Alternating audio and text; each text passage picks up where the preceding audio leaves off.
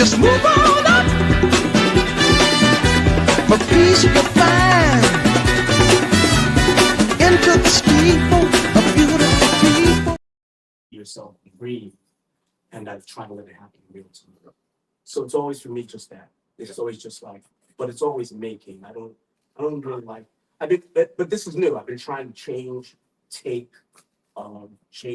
words like shoot to session. I've been trying to just sort of change the narrative. Absolutely. And I think as Black photographers, the language is very important, right? And imagine this, right? You're on the train, we're on the train, two Black men, right? And we're talking about photography. So it's rush hour, and I'm like, yeah, man. So you're talking about a project we just worked on, right? So you got your shot this dude, right, on the street. But the way he was looking at me, man, I was like, yo, I have to shoot him. Right. And I think about that, out of context. And I've been really conscious about changing the vocabulary as well. And not to call you out, right? You just used the word capture, right? And I think about that word as well as something that's triggering. There's words now that I hear that are triggering to me.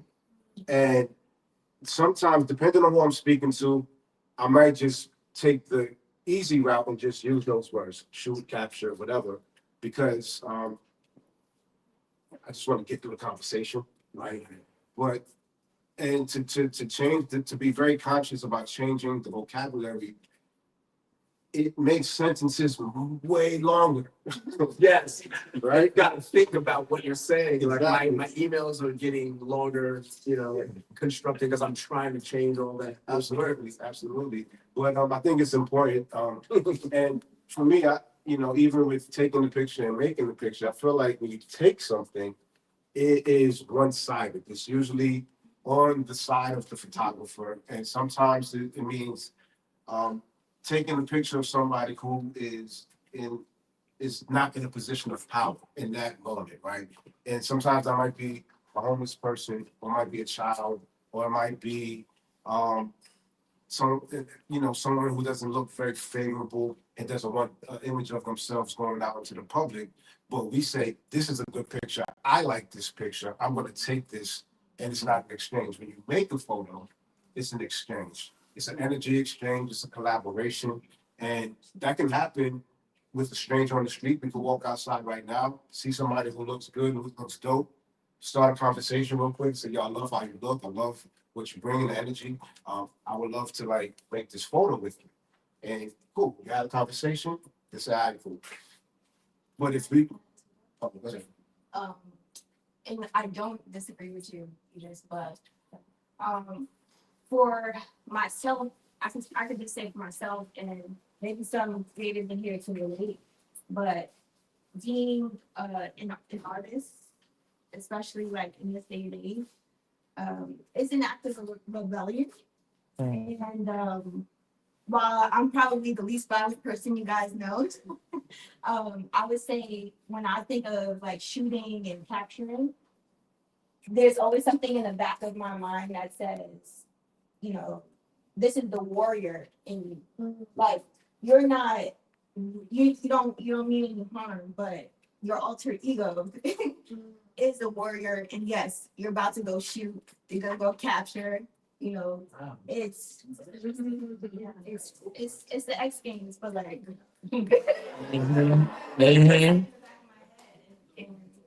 I've learned to make peace with that until I find the words. Wow.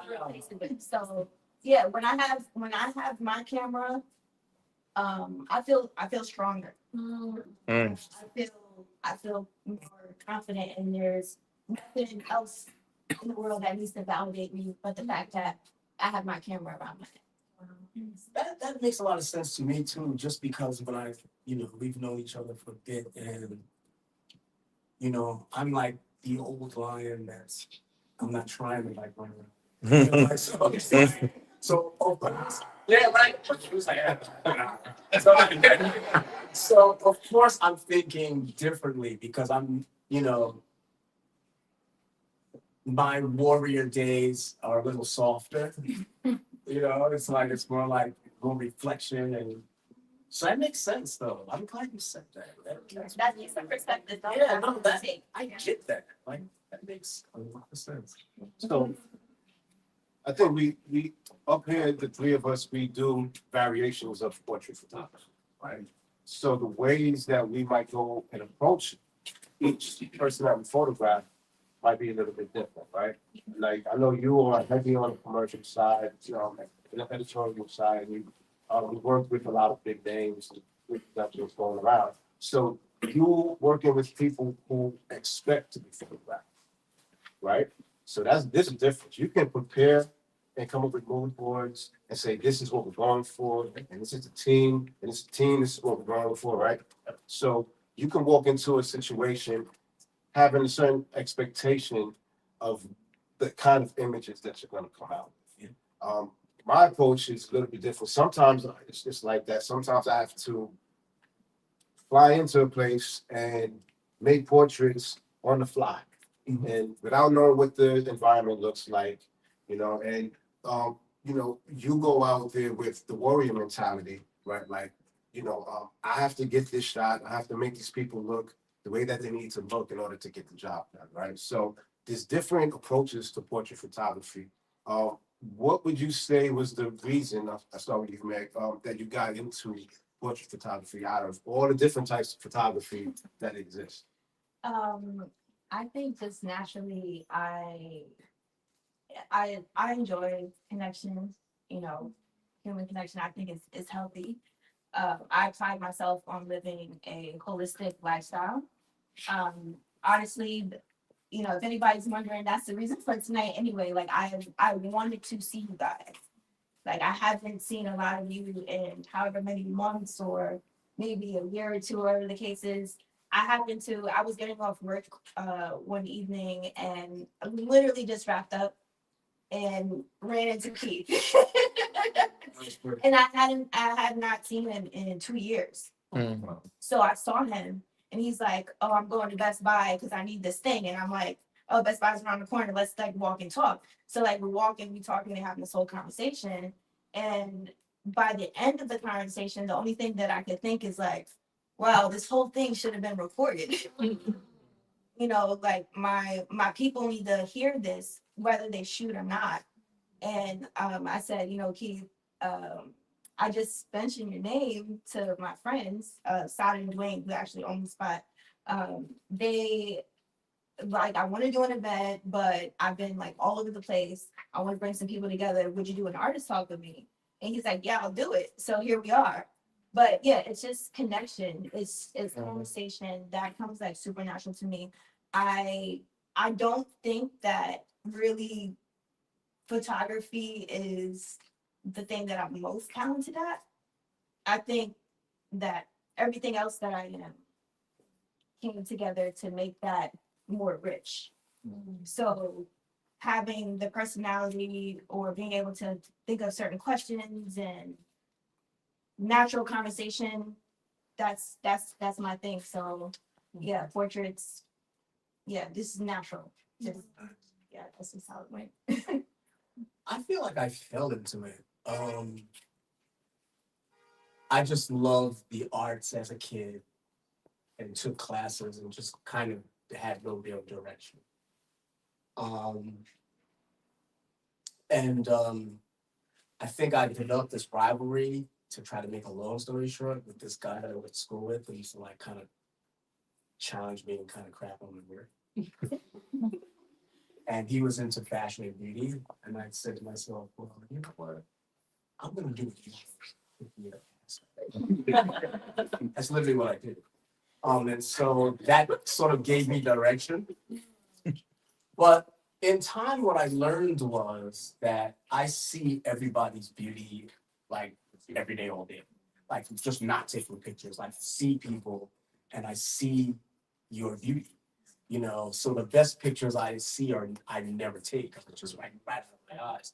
And I started to realize that what was happening was I was able to translate some of that in my photography.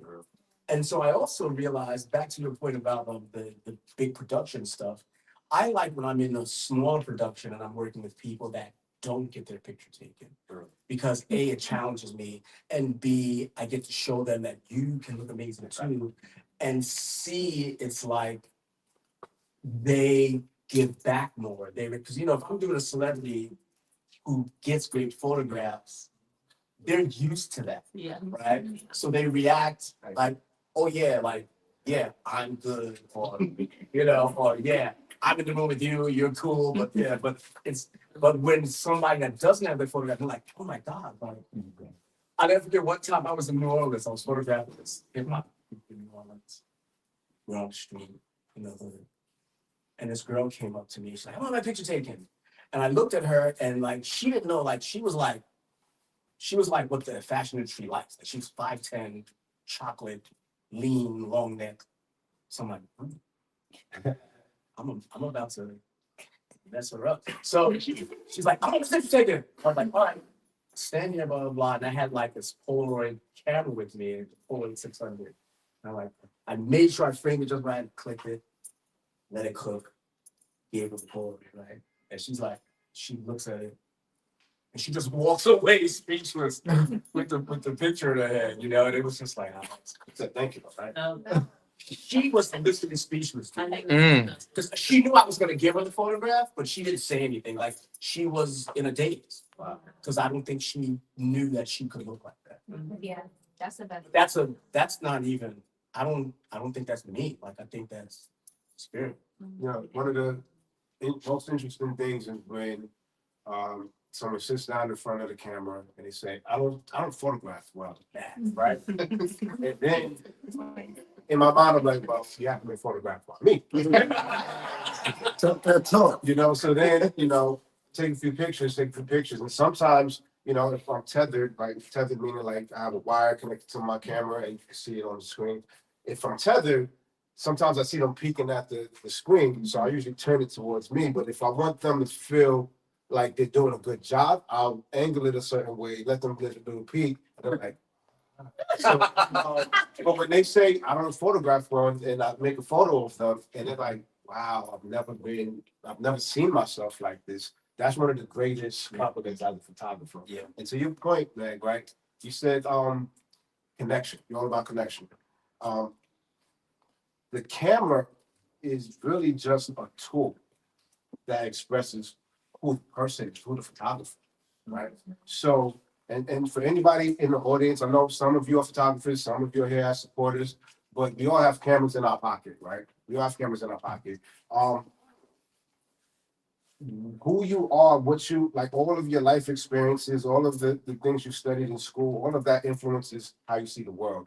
And when you choose to make a photo, you're bringing all of those different elements into that image. So if you are into food, right? You love cooking or you love eating and you just want to get nice with the camera, now you're a food photographer, right? Or if you're into clothes, fashion, become a fashion photographer, right? If you're into sports, become a sports photographer. Your interests influence who you are as a photographer. If you love connecting with people, right, having meaningful conversations, then you're going to take really nice introspective photos of the people you're around, right?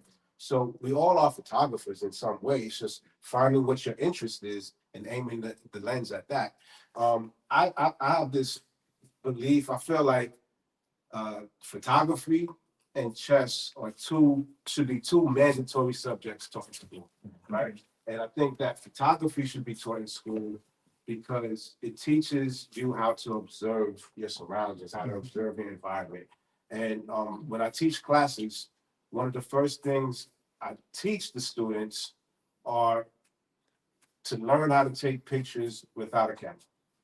And that means when you're out in the world, look at everything that's happening around you. Look at the interaction with these strangers on the street, right? Can you tell if they are friends? Do they know each other? Are they strangers? Are they a couple? Are they arguing?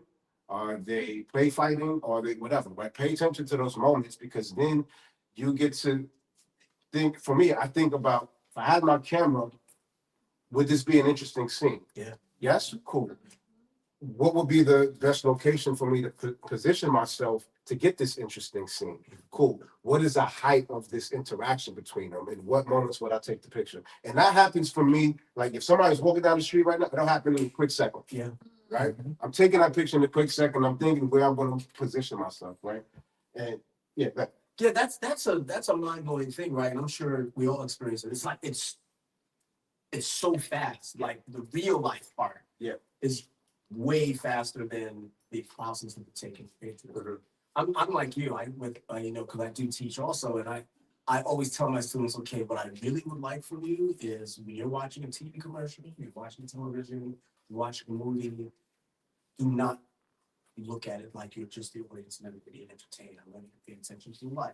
I want you to pay attention to the camera. I want you to pay attention to, and then, and I tailor lessons behind that. Like I'll show them like, what lens do you think that was? What lens do you think this was? So just so that they become a bit more aware of the art of creating the images. Because I like this idea of making chess and photography mandatory. Because we need a bit more media literacy in general, because we have AI and all the things now. People are being fooled and they think that the things on the screen are real, and they don't understand that these are all staged things. And if we had real media literacy, then you will know, oh, this is not real. This has been staged, And there are people whose job it is to create these images, But I find that there are people that don't know that. I always tell the same story. God bless her. But I was at a concert with a girlfriend of mine at the time.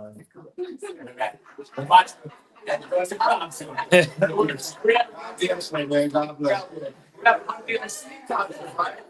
there's this neon sign.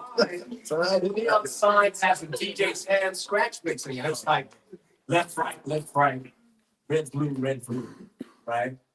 And she goes, hold up, they got a close up with the DJ's hand.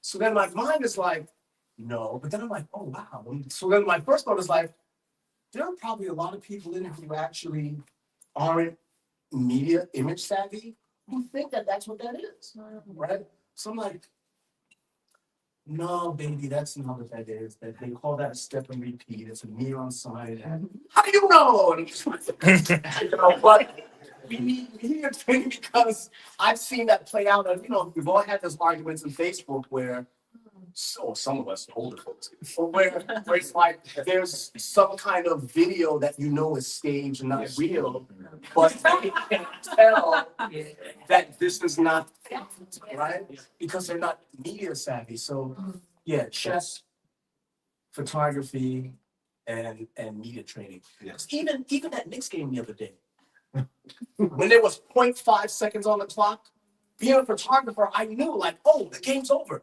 Because come on, we know like 0.5 was on the clock. Mm-hmm. So when I watched the confusion ensue, I was like, wow, like, this is really heavy. Like, because I'm sure every photographer who saw that game knew that the time was above everyone's head. Mm-hmm. And they didn't realize once that ball went up and hit the rim, it was over because it was a half a second. Mm-hmm. But I just knew that from taking pictures. I knew what a half a second feels like. Right. I know how much time a half a second is. And I'm like, wow, we have a whole arena and everybody's like, oh my God, it's for someone time left. They were confused. I miss that. But I will say as a photographer that there's a lot that I don't miss. As I grow as a photographer, I see everything. Mm-hmm. And I'm starting to feel more too. And sometimes I remove myself.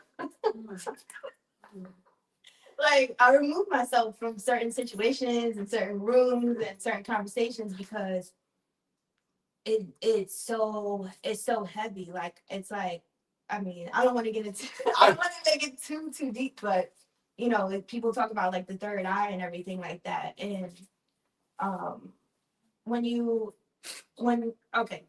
so as an artist, as a photographer, we create from our hearts. We use our intuition to, know when the photo is the photo, when that's the money shot. And I think the more, as time goes on, as I create, as I am sure that that's the picture, when I'm not shooting, I can sense certain things the same way, whether it's good, bad, or indifferent. I have the sixth sense. Yeah, for sure. Yeah. I mean, you know, the moment of seeing something and pressing the shutter is a very, very fast moment, right? And my beginnings were in photojournalism. And it wasn't until years later where I heard this quote that said, the image is a lie, right? And not in a bad way, but it's, you know, it means that there's what happened, what I saw with all my life and lived experience, right? What I chose to see in that moment, where I positioned myself, right? And then what I decided to snap the picture at. And then is the image that the viewer sees. And the viewer might see something completely different from what I saw and completely different from what actually happened. So when we make images, we do our best to show our perspective, but there's no control in how the image is going to be received on the other end. So we have to do our best to make sure, like, as much of our essence is in that image as possible, right?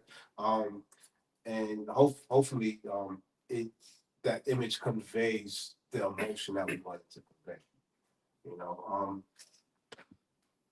I know that the climate of art and specifically photography has been shifting over the years. A lot more people have cameras in their hands. A lot of times, photographers are being called, like journalists are being called to not only write the story, but if they have a phone, go out there and take photos of the story. So they're not even hiring photographers, right? So the business of side of photography is shifting. But I would love to get your guys' thoughts on how you're approaching the business side of photography. I'll start with you. Oh, I was going to say something. I was thinking I'm glad he started the key. It's interesting because I've been at it for a long time. Like I started in film, but it's become digital. And slowly over time, the rates have changed. And I find that even my lowest price point is more too much for most people these days. Yeah.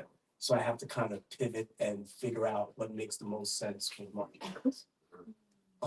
Or try to position yourself for the higher end people that have money.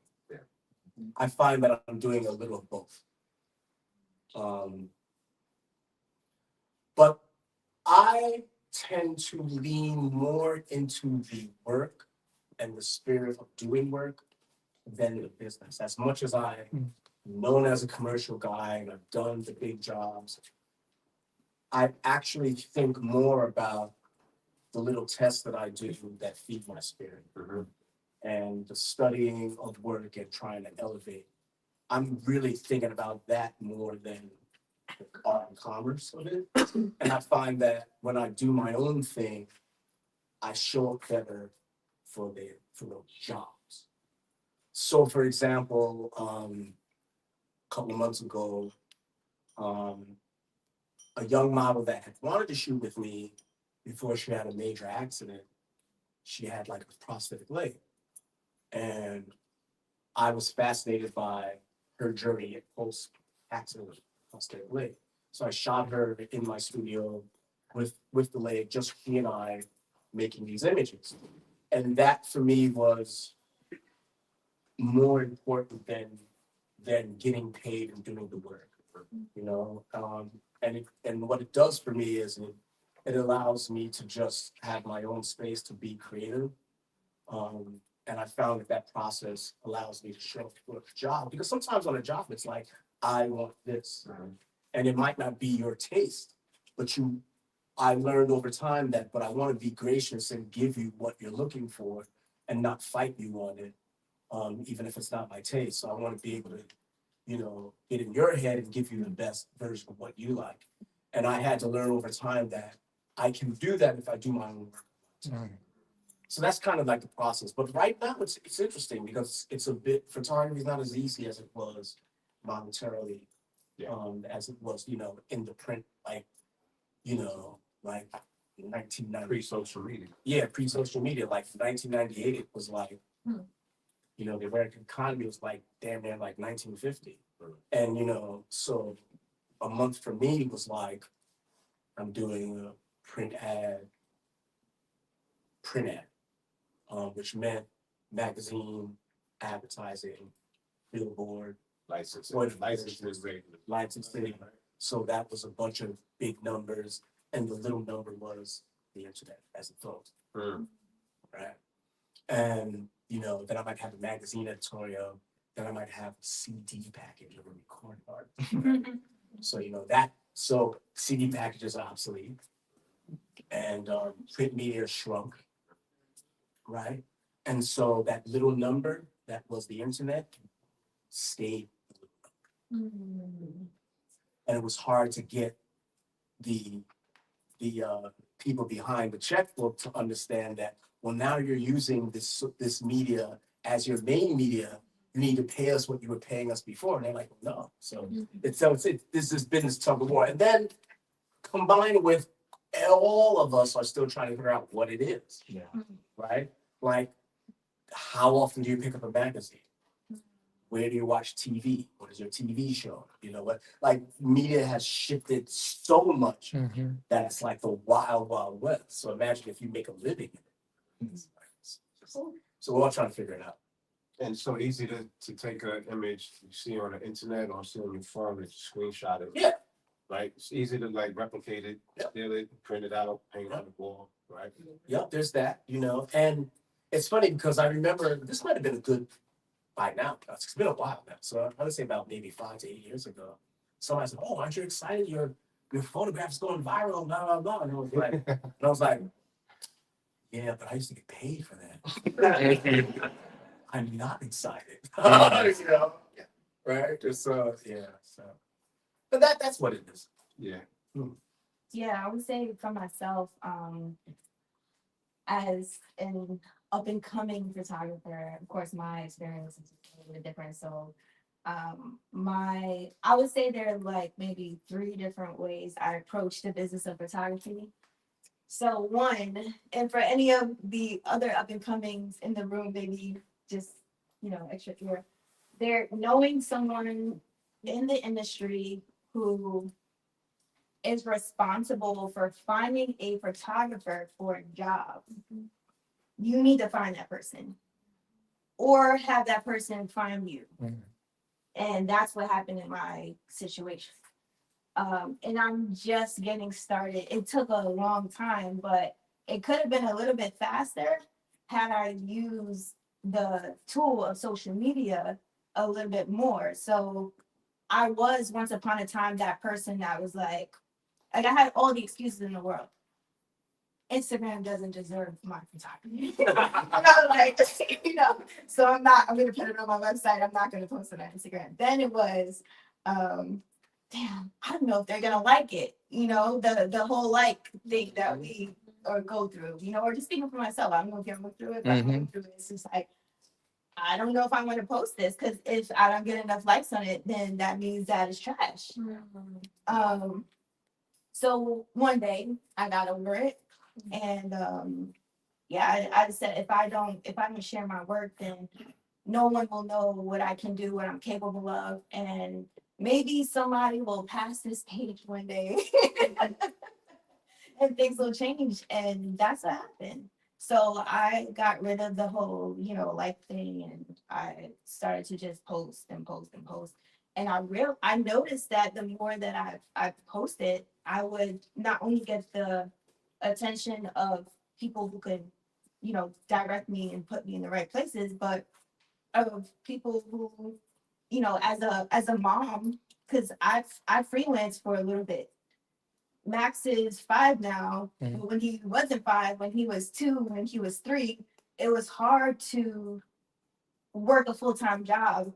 And then pick him up from the school schedule was like 8 to like 1 o'clock or something crazy like that for pre-K and 3K. And I'm like, what kind of schedule is this? Like, this is not enough for me to go work a full-time job. Mm. And so it's like, okay, all right, I got it. Max is my full-time job, and I need to find something on the side. So to be flexible, and to be available, of course, and to still make money to eat, both he and I, it was like, okay, now photography is that thing that I have to do, not that I want to do it. And, you know, some of you guys may have been watching me for a while on social media, but if you notice, last year I was killing myself. Like I was all over the place. If you look at my website, if you look at my Instagram, you know, it's not completely in this like theme. It's not really flowing. And that's because, you know, like you said, to your point earlier, it's like I had to take some jobs and gigs that I didn't really want to take. It didn't really speak to me, but it paid me. Mhm. And I killed myself last year to get that done. And thankfully, by the grace of God, I finally got this full-time job. I got back in the industry I was in before, you know, Max came around. So, you know, when I'm not at work, I'm shooting. I'm learning, I'm studying. I feel like the pressure is off a little bit. But it's okay though, because I created so much work and got so much experience in so many different genres that I was able to find out more about myself as a person, more about myself as a creative person, and definitely as a photographer. So as soon as I got the job, like I'm saying, as soon as I got the job, I knew exactly where and how I wanted to niche down. And when you niche down as a photographer, what that really means is, you know, the 1, 2, or 3 specific genres that you want to shoot. That is when you start to establish yourself, and you can't be all over the place. I was all over the place because I had to, and it served its purpose at the time. But now I feel great that I can say this is what I'm doing and I'm not doing that. And I think saying no and being focused, narrowing down the vision, that's what takes things to the next level. So yeah. Can you tell us what that niche is? Okay. If you had to do like the whole one line, I'm like, my name is Meg, blah, blah, blah. So my name is Meg, and I'm a portrait photographer, a portrait and product photographer. So Mhm. that's what. Thank you for that. Yeah, that's what I do. That's my thing. So one thing, so I'm an artist, and you know, it means that I've, you know, explored several different forms of expression, from photography to writing and music and directing and all that stuff. So for me, it's like whatever I feel need to express, I just go towards that tool and express, right? Mm. So the art for me is easy. It's the fun part. The business part, the administrative stuff, the cold calling, the outreach, the marketing, all of that stuff is not fun. And but it is the lifeblood of a business. And it's, you know, it's funny, I was speaking to Keith and Anthony earlier, you know, I'm sitting there, I got my snapback, and these two have like the derbies with the braids, and I was like, I didn't get the message that, you know, different, right? But, you know, in this world, right, sometimes we have to have on the creative hat, and then sometimes we gotta take that one off to put on the business hat. And for me, the business hat means in the like I'm learning how to structure my days differently, where I can do the fun stuff all day.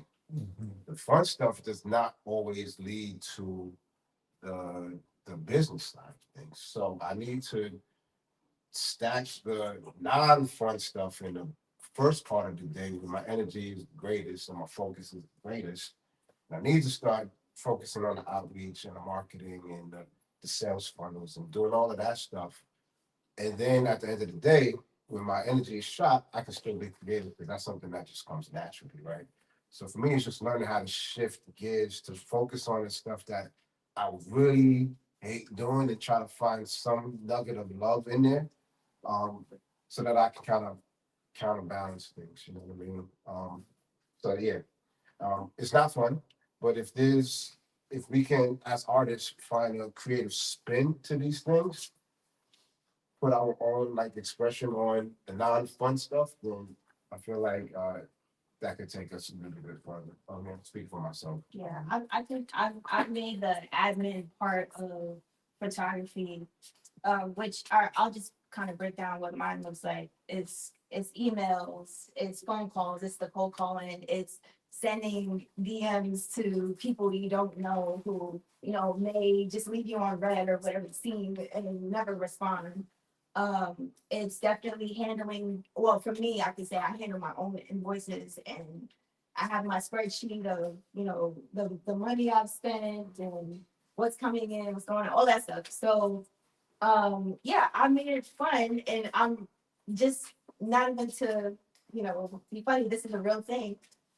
I'll come down, so I'm not far from here, but I'll come down to the cafe. I wasn't even going to cafes before I took pictures seriously. And it just so happened. So the first photographer I ever knew in the industry was someone, his name is Kwame Lee. He's actually from Florida. Some of you might know him or know of him. But long story, I met him through an art dealer in Soho one day. And this was the first weekend that I was able to walk around the city because I love wandering. So this is the first weekend that I was able to wander because I got fired from a job, from a long job that I had. And I'm like, you know, the first thing I'm gonna do when I get that first free Saturday, I'm gonna walk around Soho. And I did, and until my feet hurt. And I sat on like one of those steel steps. So I sat on the steel step. I'm like, wait, hold on, let me just see where I'm at real quick. And I just turned around, and it happened to be a photo gallery, which is crazy because if you know anything about Soho, a lot of the art galleries are mostly like paintings and drawing. It's not photography. So I got up so fast. Like I found a second wind. I went inside, and I was actually in the art school at the time. So I had my art on me. And I met this art dealer. I've never met I didn't know anybody. I met this art dealer, and we're having the longest conversation, like maybe like 3 hours. And I'm just telling her about what I'm doing, who I need to meet, all these things. She's like, you should meet Kwame. So she connected us through Instagram. Fast forward, Kwame and we become friends. He's giving me like all these little tidbits about the industry and stuff like that. And one day he's like, yeah, this cafe named September just opened up on Saratoga right across the street. So the first time he said it to me, I was like, cafe? I don't even drink coffee. I'm not gonna do that. I don't drink coffee. No, I'm a tea drinker. Tea, water, that's it. Sometimes wine. But I was like, oh, cafe. But then it was getting close to Mother's Day. And I'm like, oh, I think I can do Mother's Day. You know, he was setting up a photography session, and I brought my mom. I don't mind now. I'll do it. And I pulled up, and that's where I met Sada, who's the owner of this spot and the owner of September across the street. And on that day, I met a community of women and people, creatives or non-creatives that I didn't know before. And it just kind of, you know, spiraled out of that. And I realized that the more I come to the cafe to either do my work or drink some tea, you know, I could really sit down and do that work, get into the admin work. And it became an experience. It became a part of my day or a part of my week. So that's how I would make doing my admin work in photography fun. Just a whole routine out of it. Yeah. And knowing that if I came to a cafe, that I would probably run into some interesting people, and I haven't. A lot of you are in here right now. What's funny is I still do the cafe once, so I've started to split it up. I work from home 100% unless I'm on set on location. But I started going to the library for the admin stuff. It's dry. Like I need to focus. I'm just like numbers and it's dry shit, right? And then I'll go to the cafe. I'll go to the cafe when I'm doing more creative work. If I'm like brainstorming, doing mood boards, you know, I want to actually look at different people, and I'm like, oh, that's a dope shirt, or I like her hair, or whatever, right? that might influence the creative aspect of things. So I kind of switch up how I, do my work outside of the home, depending on what it is that I need to do. Um, but definitely need to get out the house and get some sort of external inspiration, right? So Keith, you're at, one end of the spectrum in your career, right? You have a large body of work. You've worked with a lot of different people. You've touched a lot of different lands across the globe. You know what I mean? And you, you say you're just starting out, and you're a little bit earlier in your career, Oh, right? yeah, yeah. Right. So in between is a whole lot. It's a whole lot of different experiences, right? But knowing what you know now, right? You knowing about the marketing and doing admin stuff and knowing all that you know. If you had to start from scratch, right? If you picked up a camera tomorrow, had to start off on a photography journey, what would be like the first thing you do? Mm. Honestly, there isn't really anything that I would change. The only thing that I would change has nothing to do with photography. And I tell young photographers now, make good real estate choices. That's really the only thing. The photography part is never an issue. Like, I just, I could shoot. I was always eager to learn. My head was never too big to try to get better at what I do. The creativity was, there. And I understood it and enjoyed it. But I didn't know that the boom of the middle 90s, early 2000s was gonna change. And had I made better real estate choices, I'd be better off. That's the only thing that I would change. But the photography part, no, I mean, going to Pratt Institute, Brooklyn Museum as an elementary school kid, perfect. Going to high school of art design, perfect. Going to state to RIT, and it's funny because I could have gone to visual arts and stayed in the city. And every now and then I'm like, I see the visual arts kids, I'm like, yeah, they have a great community or whatever, but I needed to go upstate. I needed to get out of the city. I needed to see something different.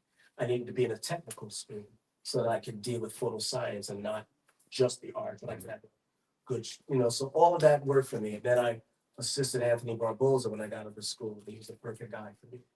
And I assisted 1 year, then I took a job at the photo studio and worked on all of that was fine. It was just, just one choice, really. Well, I Hey, just want to go back to your question.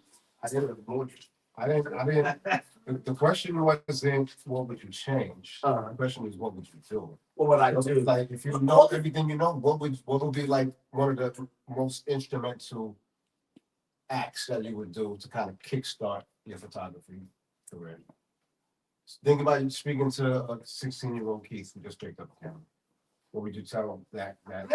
well, that's a good, yeah, I'm glad you said that, because when I do teach, I try to encourage taking photographs. Two things. Taking the photographs, because no matter what happens, you learn the most by actually doing it. Right? Yeah. So I encourage them, like, don't wait. Just keep doing it. Don't wait for the right gear. It doesn't matter. Best camera is the one you have on. Exactly. The best camera is one you have on you. So I reiterate that. I also say that do not underestimate the value of apprenticeship. I spent 4 years in college. And when I assisted, it felt like I learned more in 4 weeks than 4 years of college. It's almost like that old sports term. For those of you in the room who watch sports, the game's much faster. The game is much faster. The game is faster. It's like you're playing college ball. It's one speed. You get to the pros. It's another speed. That's what I experienced.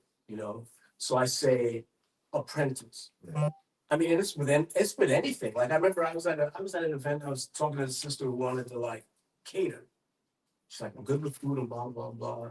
And I'm like, you just have to work for a year. You work for a caterer for a year, you'll figure out what to do.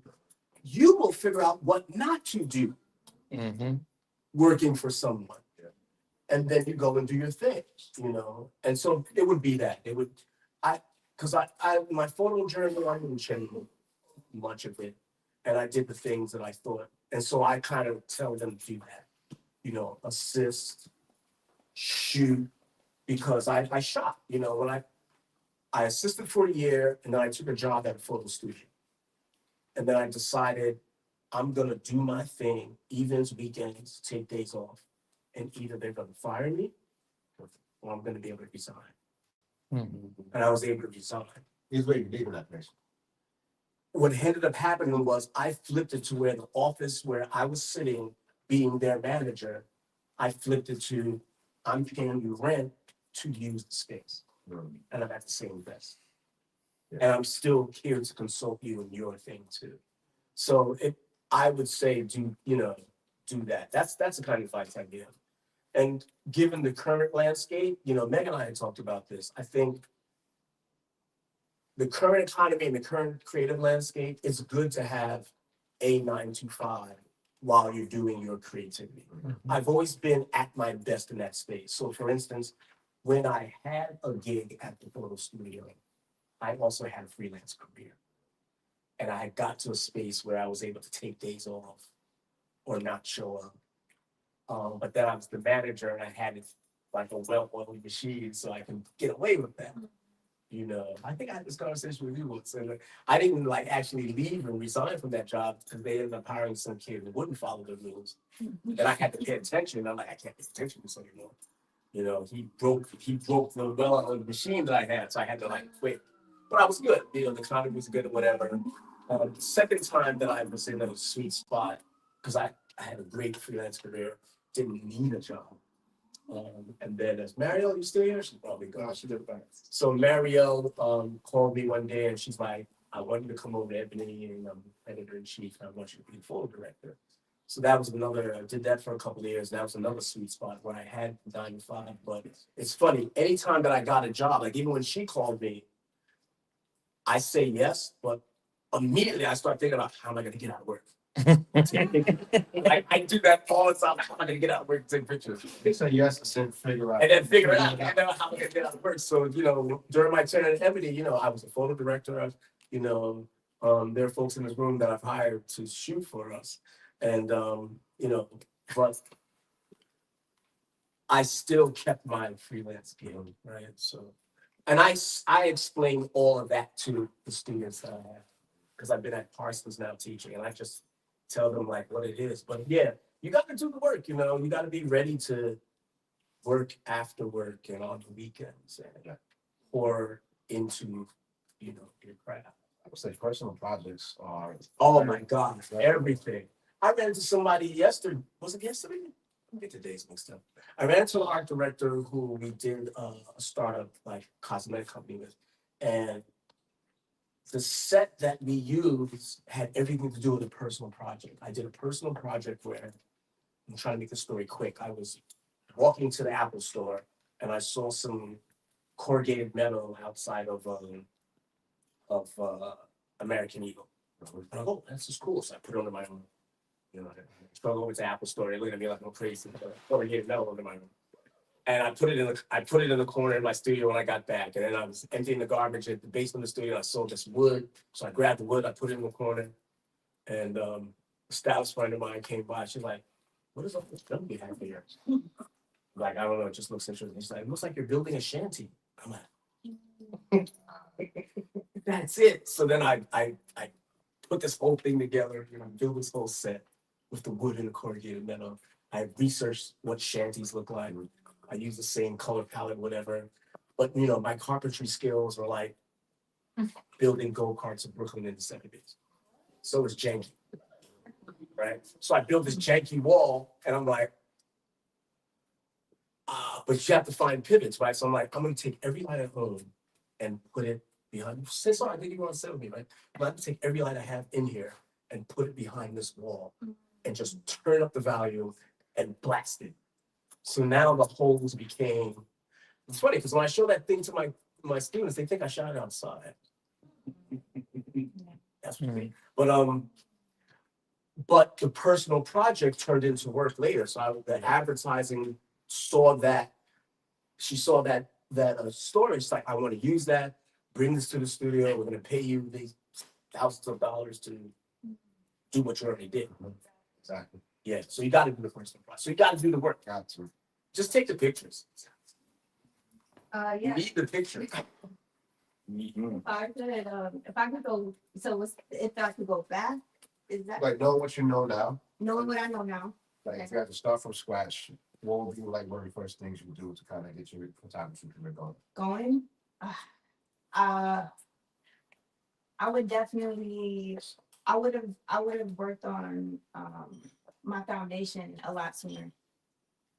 I would have, and by foundation I mean just spiritually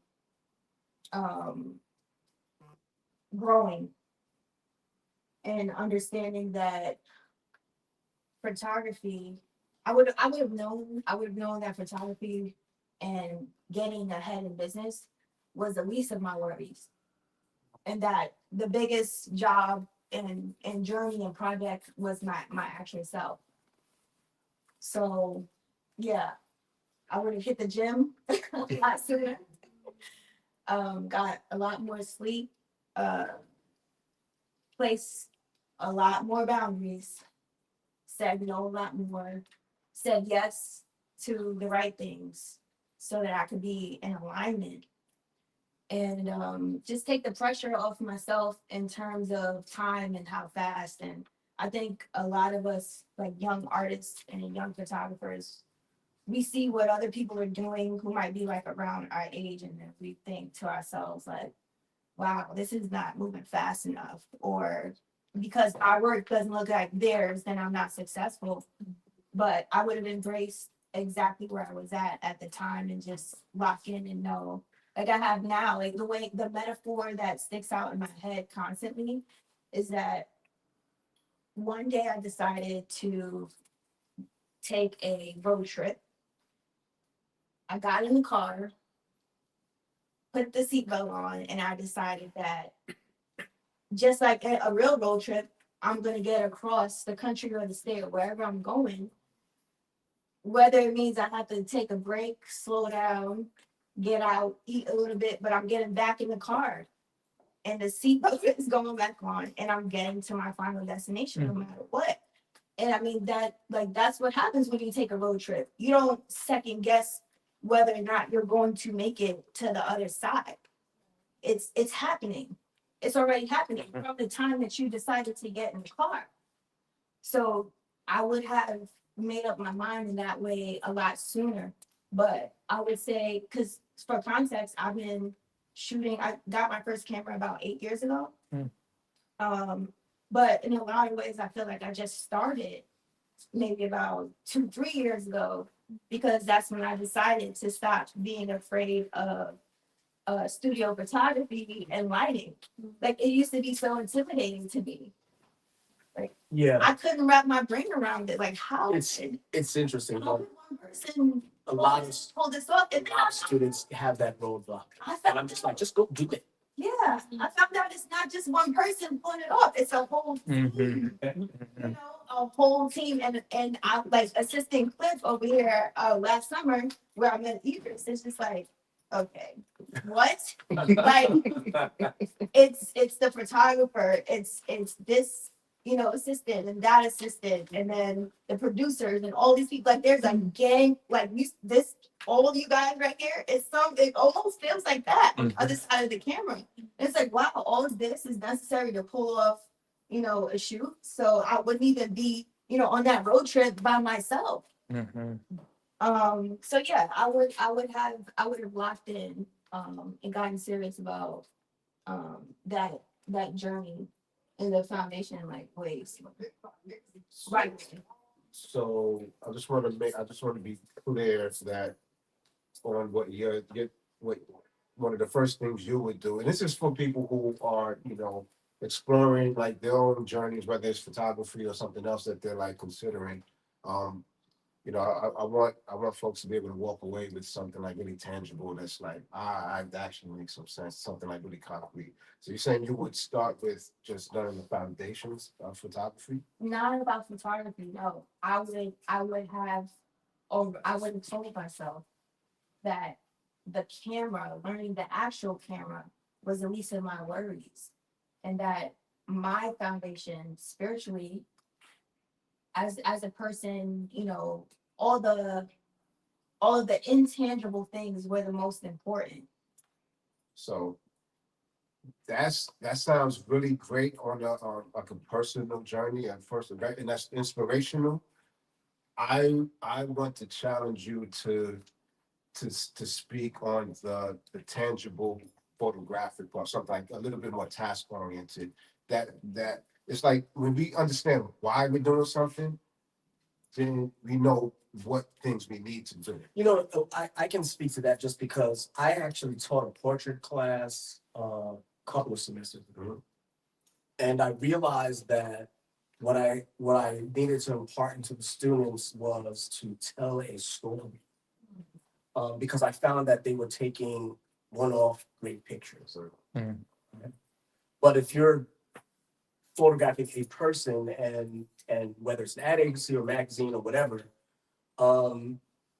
you've got to tell a photo play. So it's sort of like, I need you to, so I would do very specific things like, which I learned from an art director actually. She said, I need different focal lengths.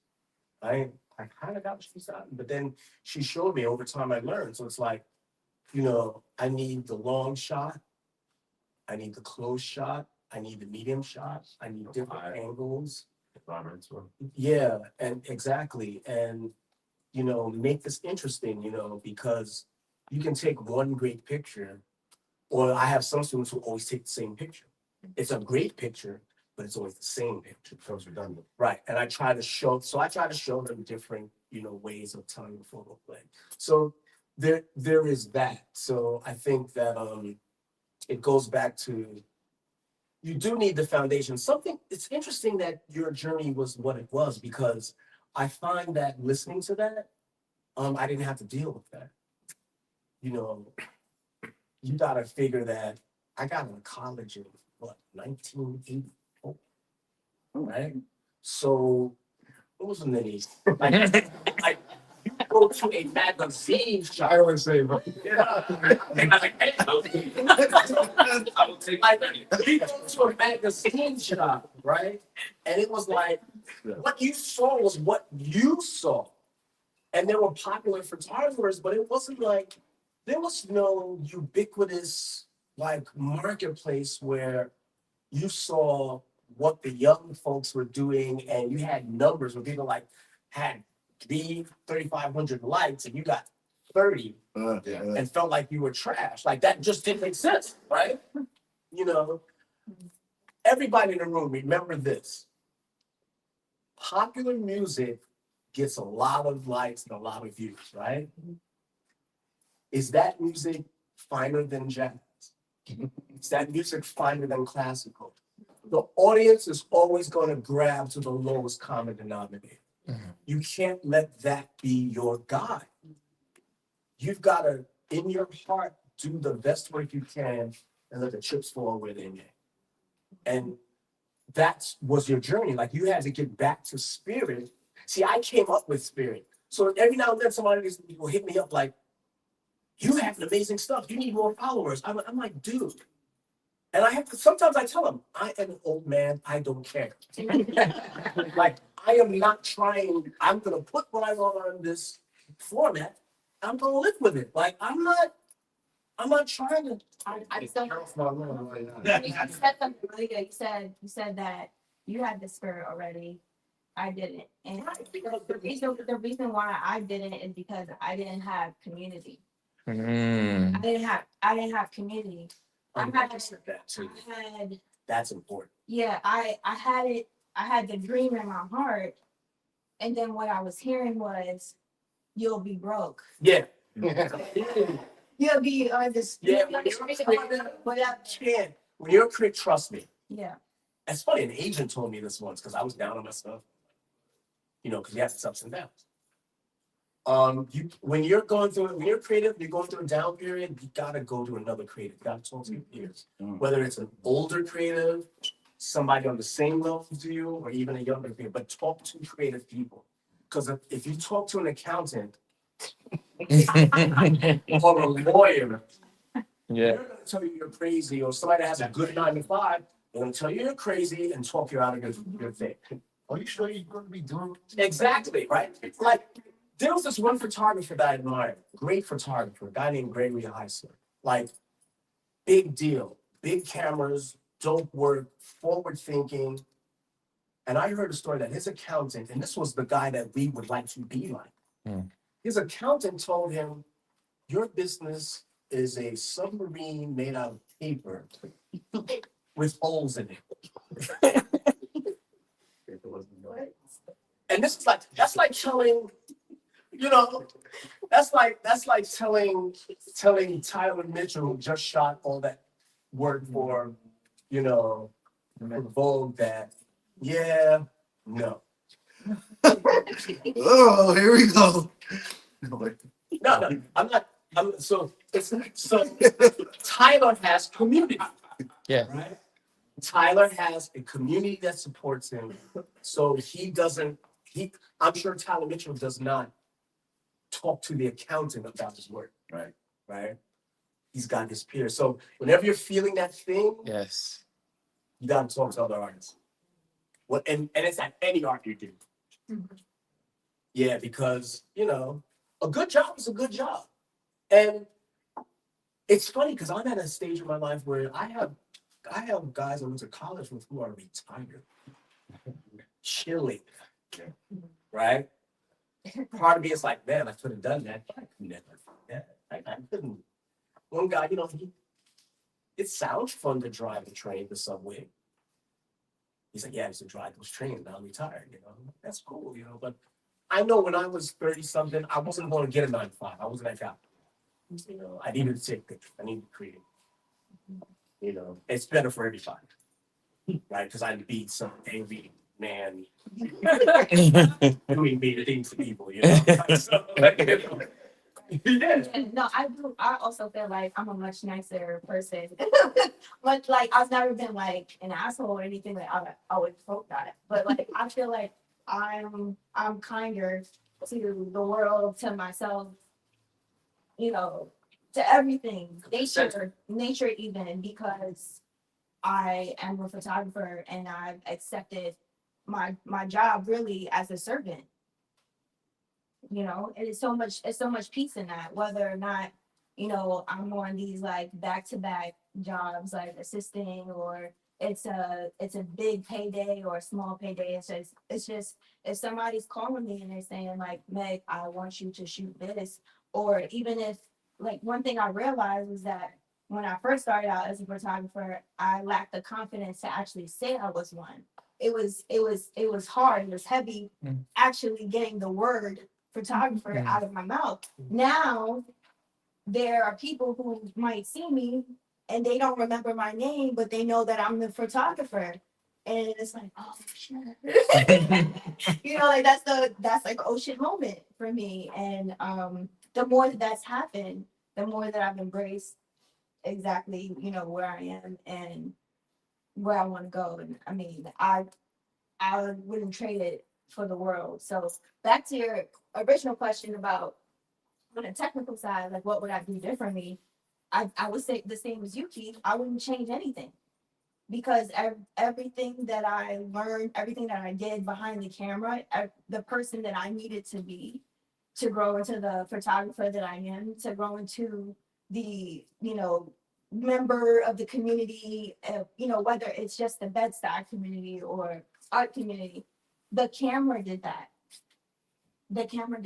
And I would just simply, when it started for me, I just bought one. I simply bought one. And funny story, don't laugh at me, but I went to sleep with my camera. I respect that. I bought it. And I never forget. It was my first apartment, and I didn't even have a bed yet. I had an air bed. Mm. But I was determined. I said as soon as I have enough, I'm gonna buy that camera. And the box and the camera went to sleep with me. And now what's on the bed with me? It's magazines, occasionally my camera, but definitely my laptop because I try not to be a night owl anymore. Naturally, us artists, we are night owls. We stay up all hours till it gets done. But my laptop at some point closes and it'll stay right there. So on any given day at night when I'm going to sleep, it's a magazine or two, a book or two, which I'm grateful I could afford now since I have that 9 to 5 job. Because the photo books are super expensive. But anyway, yeah, so the books, the magazines, the laptop, and some random piece of equipment that I'm just kind of like messing around with. Now, fall asleep to YouTube. Mm. But yeah, some piece is on the bed now, and it's been like that more consistently since I've like totally locked in the past 2-3 years or so. Wow. So, I think I'm gonna open up for questions, because that's usually a great time to hear more responses from things that neither one of us have thought of. So, does anybody have any questions for anybody up there? Don't be shy. I have a question. As we're moving into a new economic environment with obviously, the gentleman, or I don't say gentleman, but the person in the White House and the economy that's changing and tariffs and all the other stuff that's going on, how are you viewing the future from your standpoint of where photography may go?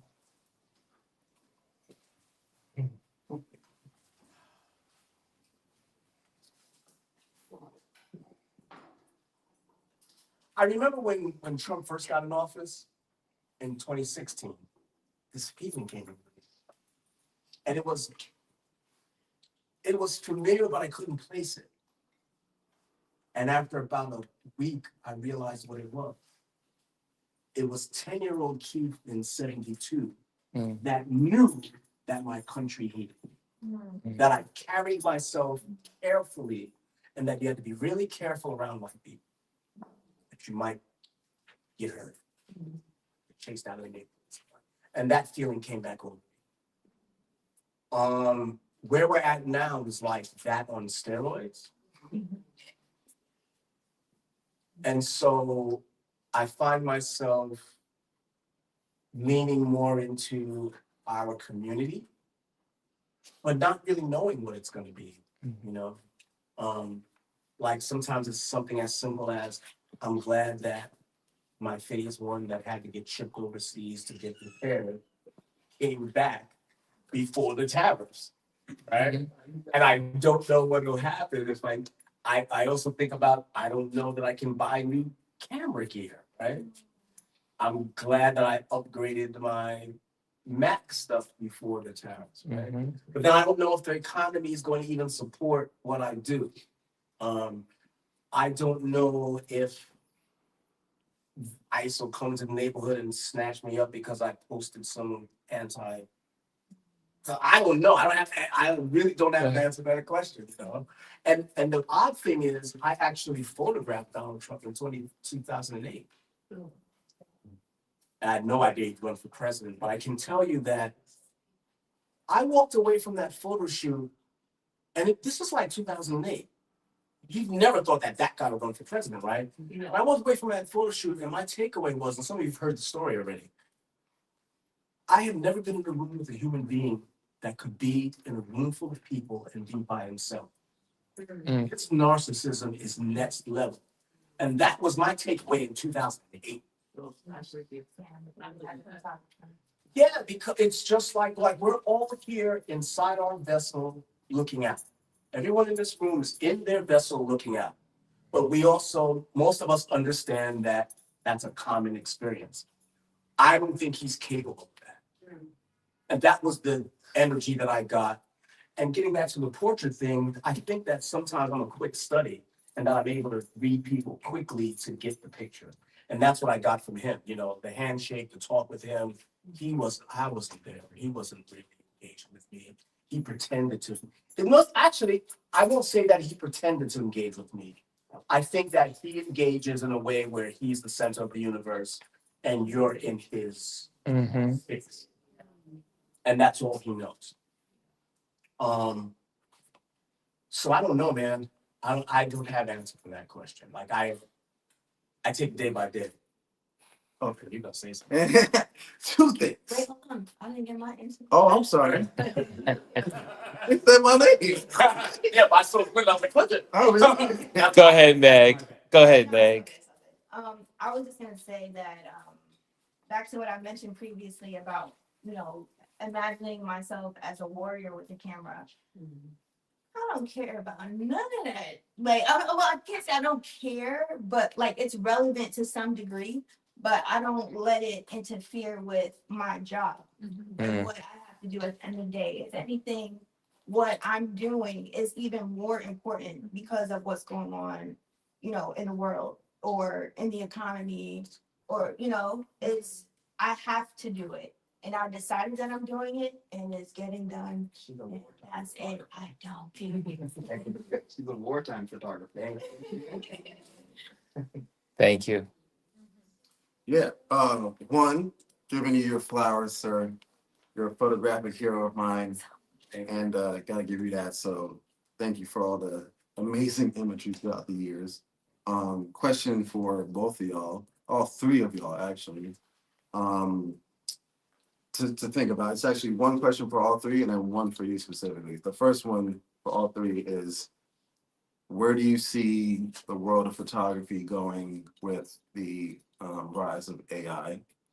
And the second question that you can probably more immediately answer is, for the folks in here that want to be like commercial photographers and such, when do you think is the right time to start seeking representation? Because many people want to have an agent and get work, but not many people know when that time is. Okay, so for the second part of the question, the representation, there really is no right time. If you're fortunate enough to meet an agent early and the agent is good, and good means, from my experience, that they lean creative, that they're excited about the marketplace, they know other photographers, they're savvy about image making in general and popular culture. That's a good agent. And you want to look for somebody that's basically, I guess, the shorthand version of that is hip. Mhm. That person's a good agent, right? Because that person can look at the playing field and know, you know, where you might fit in, what you might need to work on. So there's no real right time. It's like as soon as you can. Okay. What ends up happening is in this playing field, what's happened is agents tend not to take you until you have shown improved. So the agents of today kind of waits for you to have clients, have made a name for yourself, and then they'll attach their star to your wagon. Mm-hmm. So in many ways, but they're struggling now too. Mm-hmm. Because of the nature of social media and the way we communicate, people communicate directly with clients and they build their own brands and do their own thing. I feel like if you're a young creative, it's better to do your own thing, be your own marketing person, do all the things. And then once you've built your cachet, maybe you seek an agent. But I don't know that it's necessary in the modern space. Right. Now, what I did, my journey was I had gotten to a place where I was doing a healthy amount of commercial work from my just knowing people, and I'm seeking agents. I'm getting no. And the year that I was seeking it, this one guy kept calling me. So after fresh off one of my rejections, I was like, well, maybe I should give this guy a chance because I'm chasing people who are saying no. This guy's saying yes. Yeah. So I gave him a chance. This was like probably 1995. By the time we reached 1998, we were cooking. That Barbosa? No, Oh, somebody else. that was Charles Williams. No, the Barbosa's a whole nother story. Mhm. The Barbosa thing, I should probably tell that story because it might help you, might be a learning experience. So I was with Charles for a while and we grew well together. And then I got angry at him because he took on a new guy and I had been shooting for Double XL. And he took on this new guy who got a cover of Double XL and I didn't get, and I'd been already working for him, didn't get a cover. Right. I got angry and went to Ken Barbosa, which was a mistake. I was with Ken for a while, but Ken just, when I was with Charles, I did everybody because I knew everybody. When I was with Ken, it was only black. And also Ken is a business person, he's not a visual. Ken became an agent because he was his brother's agent, Tony Barbosa. And I should have known, you gotta listen to your gut, because when I first met Ken, I was an assistant. And Ken comes in and Tony Barbosa was like, Ken, you gotta meet this kid, he's brilliant. He already knows who Arthur Blythe is. Arthur Blythe was a jazz musician. And Ken goes, that doesn't matter. And I felt that. And I should have known then not to mess with that guy because he's not simpatico. Right? But I went to him in a fit of anger. So watch your emotions. So then I got with him and he, over the years, kind of dwindled my career down. So I had to kind of build it back up. So anyway, long story short, I think if you're a young creative in this space, you have social media, you have your own agency and autonomy, do that. And if you're lucky, I would say wait for somebody to get into you. Wait until you have worked 5-10 years. Maybe you meet an agent who really loves your work and then you get with them. Don't go seeking an agent to put you on. You have to put yourself on first. And that's how they act now anyway. So there's that. So, You know, I think for me, like I said, I'm an artist in different mediums, and I'm not like, you know, technically trained in anything like graphic design, photography, anything. I just kind of like picked up the tool and learned it, right?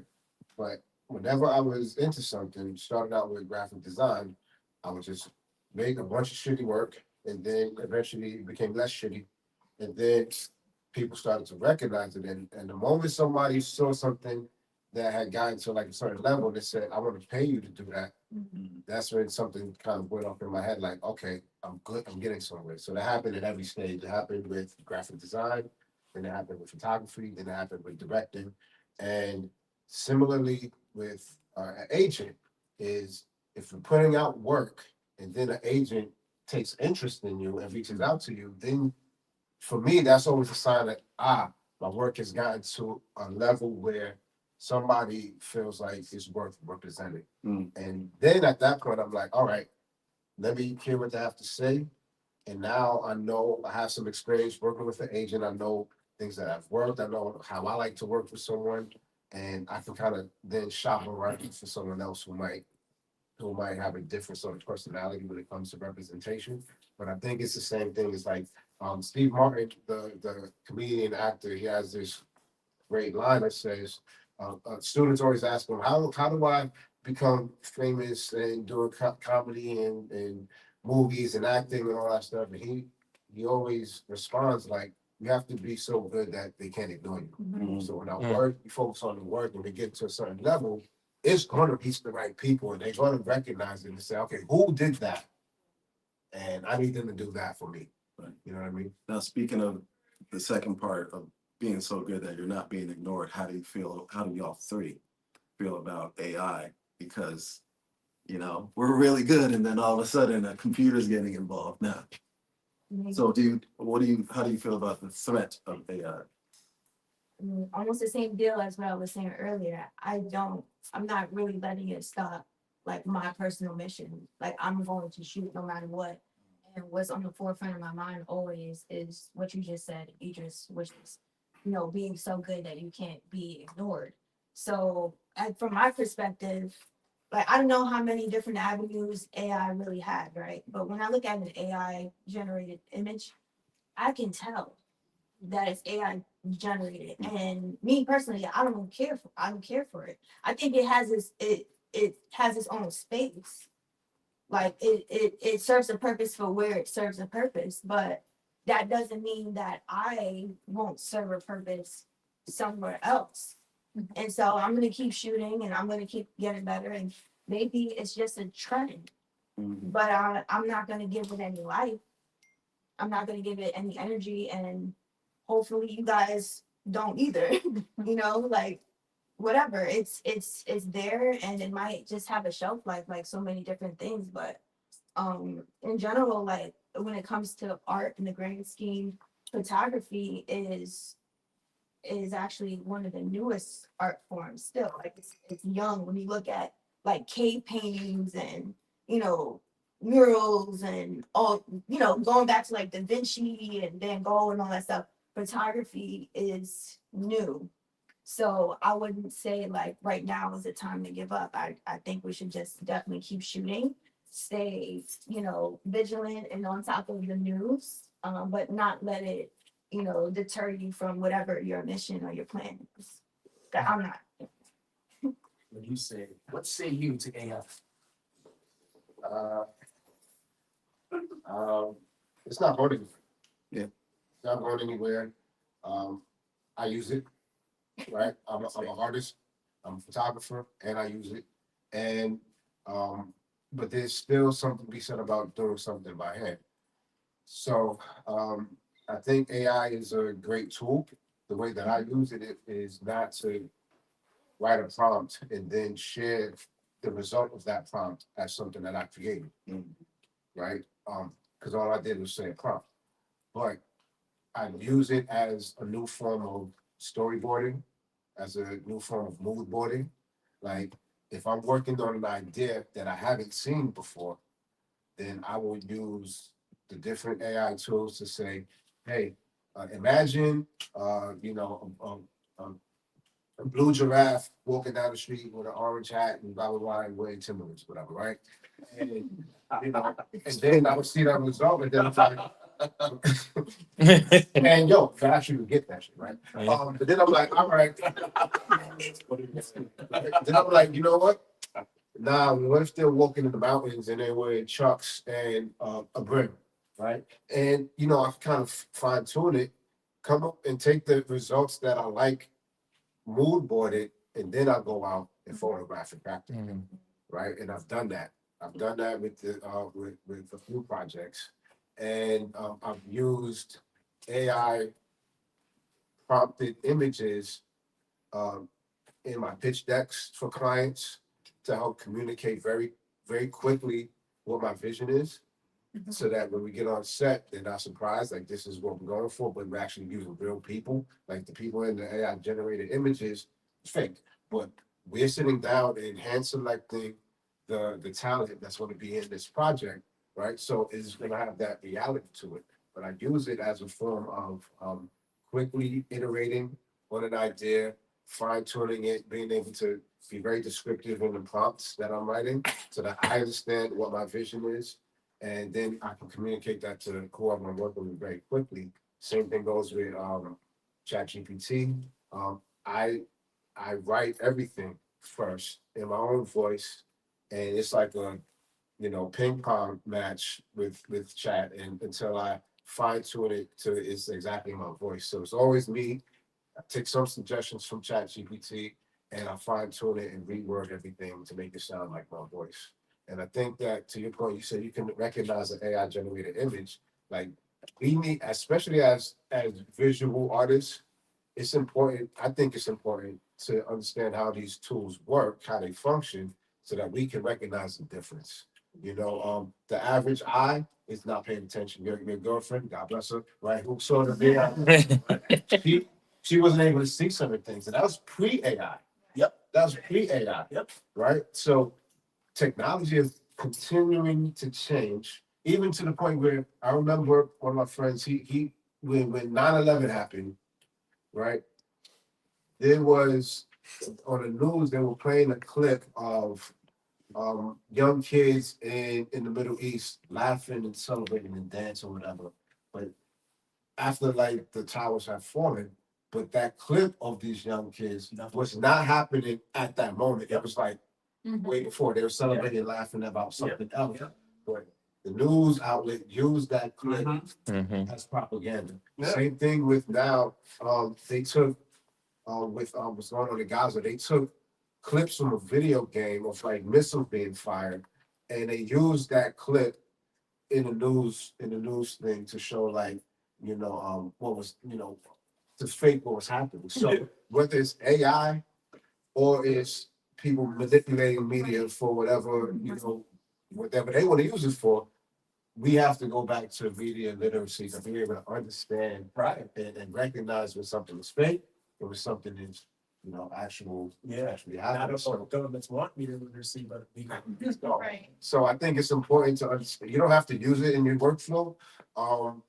I think that it's important to understand how it works, choose to use it or not, but understand how it works so we can recognize it and be able to point it out. So I feel like it's not going anywhere, so I'm going to use it. And I'm gonna be familiar with it.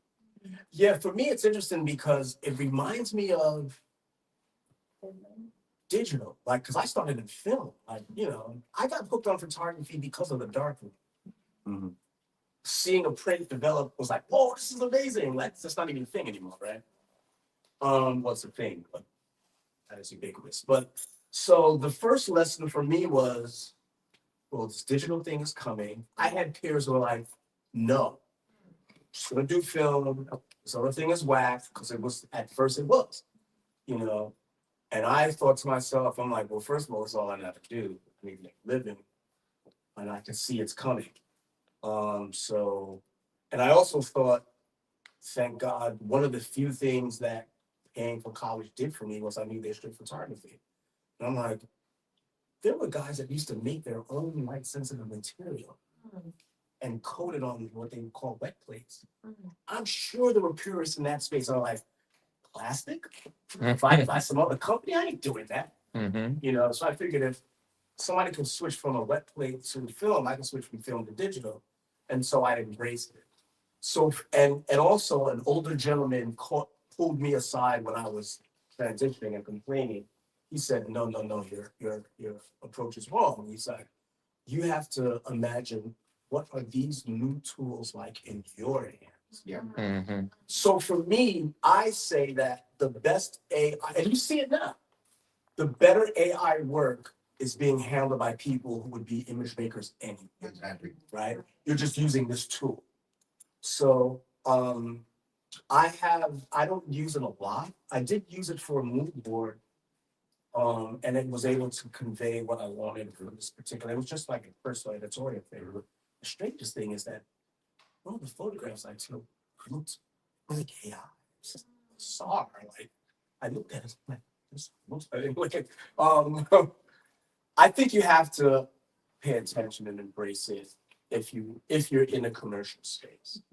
If you're a fine artist, it might be easier to ignore it. Although I still feel like I'm with you. I feel like you have to know that it's here and be a part of it and find ways to incorporate it in your work. I mean, it's a tool. Like, It's a tool. our cameras have autofocus. Purists would have been like, no, you gotta focus it right there. And yeah, Everything is it's super focused more than I ever used to. And some of my old cameras, it's funny because I would hear my sister's mama like, I was even playing just there. Because I was used to just focusing,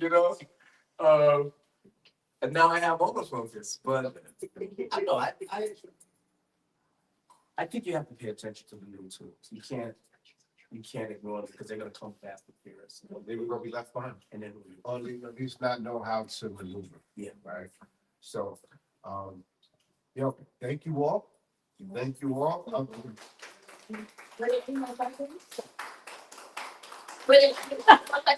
No, got that? Oh, you had a question? Okay, Sean. So I work a lot with photographers, and like one of their main questions to me is like, how should I art?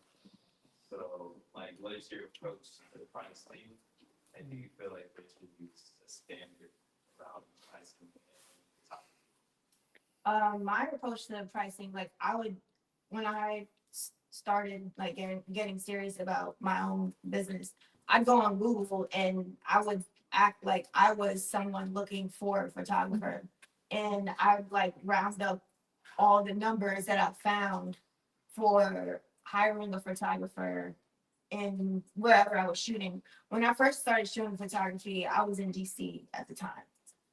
So I did that then, but you change markets, you change locations, then, you know, obviously you gotta roll with that. And so I did the same thing in New York and kind of like came up with the average of it. And then I also thought about my own, like what I thought of my work. It's like, okay, so that's the average of, you know, New York or DC, whatever the case is. Then I would look at my work and say, does it look like $200? But does it look like $300? You know, and I would decide from there, like what my own worth was, and if I had to throw on an extra 50 or 300. But you have to consider too, like your transportation and editing. Like for myself, I would say like 90% of my post work.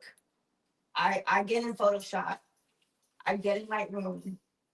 It's you can spend more time editing photos than the actual shoot. And it's a lot of work. So I would take all that into consideration, and it varies. It varies, but definitely like just studying what other people are charging, talking to your peers. Yeah, and you just try and go. But if somebody is willing to, if somebody pays you the first time for what you asked for, definitely stick with that number. Like keep going, because if one person or company or whomever they were willing to pay that, then there's no reason to lowball after that. Just it's up from there. So it's a few things. You get paid what you value yourself as within a range, right?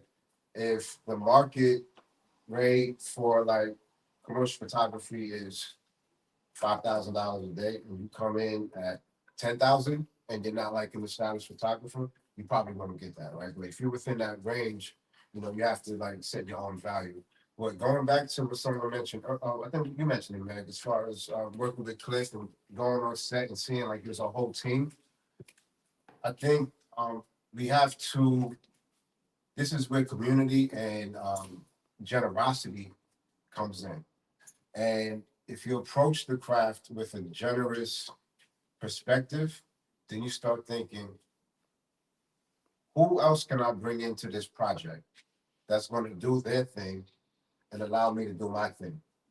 And the more I started to realize that the business side of running a production company is the more people I could bring in increases the value of the project, allows me to focus on what my specialty is, which might be like art direction and photography. So I would learn how to, there's a photography fee, right? And the photography fee is just what it costs to make the images, right? That's my fee as a photographer. That's the fee for my assistant, hair, makeup, colorist, you know, retouching, all of that stuff goes into the photography fee. Then what I've really learned, which is like the kicker, is there's a licensing fee. And you can make 3 to 5 times more on a licensing fee than what you make on the photography fee.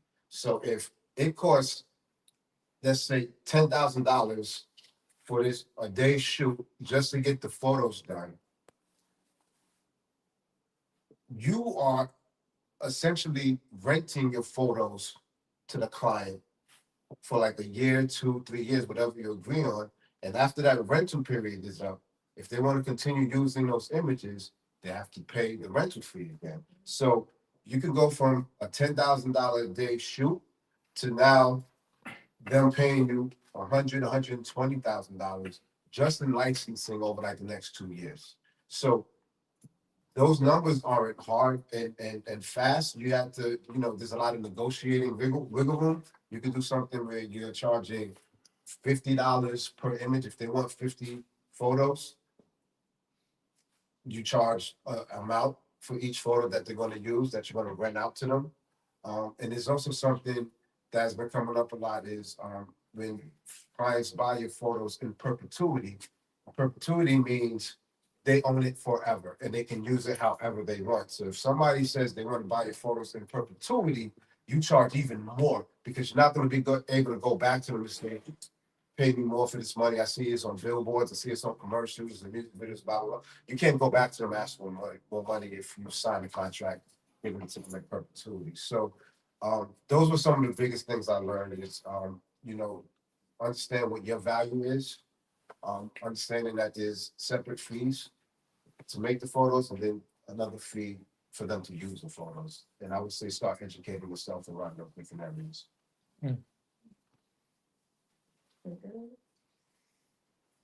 Well, thank you guys so much. Thank you.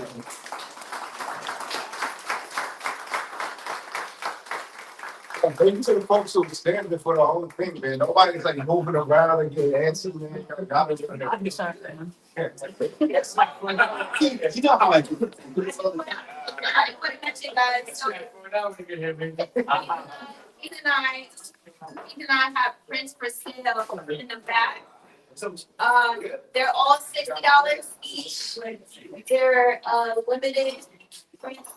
So, yeah, limited. So get it while it's here. We accept Zelle. Zelle, cash. We have a lot of wine. We have a lot of wine. I saw things at home. So I don't. Okay, what's this? Bye. Mwah. Okay, guys, that was great. I hope you enjoyed that. That was Portrait and Convert conversation, and the wonderful folks. We have the Key and Meg and Idris. These are the amazing folks here that gave this wonderful conversation piece about photography. Great job, great job. And guys, let me just point this to myself, and we're gonna close it out. My third grade. There we go. So it's a great day. Do you guys want to see the folks in the room? There's lots of folks here gathered in the building. And but here we go. I'm just gonna pop this up and say thank you. Thank you for joining me today. And that's it. I'm gonna let you guys go. And until next time. Thank you again for joining me here in Bed-Stuy, Brooklyn, at Portraits for conversation. Talk to you later. Thank you so much. Good job. And okay, guys, bye. Hello, and thank you for joining us today. Make sure